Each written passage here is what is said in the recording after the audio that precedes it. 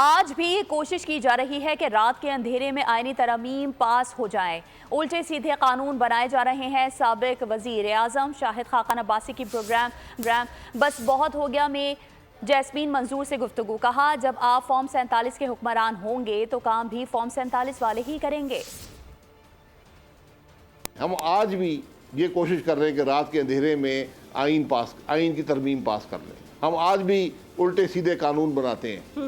इस मुल्क का हर सियासी लीडर उसकी तायीद भी करता है, उस पर साइन भी करता है। एक कानून जलसा रोकने के लिए, एक कानून सुप्रीम कोर्ट की जो डिसीजन है रिजर्व सीट्स पर उसकी नफी करने के लिए। बस ये कानून बनाए इस हुकूमत ने सितंबर के महीने में।